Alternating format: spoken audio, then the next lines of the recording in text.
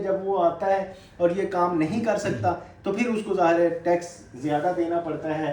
FBR portal complications जो हैं कि वो उधर बैठ के, अगर तो वो ऐसा सिंपल सिस्टम हो कि बस उधर बैठ के अपना अप्लाई करे और इधर से फ़ौरन उसका निकल जाए तो वो उसको उधर बैठे बैठे भी मिल सकता है, लेकिन ऐसा मोस्टली होता नहीं है।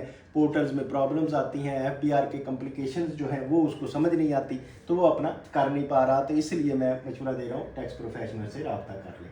लेक ऑफ लोकल रिप्रेजेंटेशन के, जैसे कि उनकी लोकल रिप्रेजेंटेशन नहीं है, कोई बंदा इधर था नहीं या आप खुद भी इधर थे नहीं कि ये सारा प्रोसेस करवा लेते, तो वो उसका हल यही है कि आप टैक्स प्रोफेशनल से रब्ता करें और टैक्स प्रोफेशनल्स आपके ये सारे काम आसानी से करवा के आपको दे देगा। तो ये जो एक स्लाइड है कॉमन प्रॉब्लम्स जो आपने फेस करनी है तो ये आपकी निकल जाएंगी और आपको प्रॉब्लम कोई नहीं आएगी।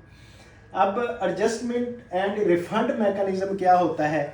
ऐसा है कि कोई बंदा रिटायर्ड हो गया, अब उसकी जो इनकम है वो एग्जैम्प्ट इनकम है, या ऐसा बंदा जो ओवरसीज़ पाकिस्तानी है उसकी लोकल इनकम ही नहीं है, तो हमने बार बार जो ये बात की कि आप अपनी फाइनल टैक्स लायबिलिटी के अगेंस्ट इसको एडजस्ट कर सकते हैं।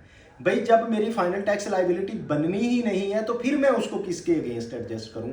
तो उसको एडजस्ट करने का ये तरीक़ेकार है कि आपको रिफंड मिल जाता है कि advance tax is adjustable under the final tax computation. लेकिन अगर आपकी फाइनल टैक्स बन ही नहीं रहा तो filing of the income tax return क्योंकि मैंडेटरी होती है, जब आपने रिफंड लेना है तो आपने पहले तो रिटर्न फाइल करें, देन आप रिफंड क्लेम करें अंडर सेक्शन 170।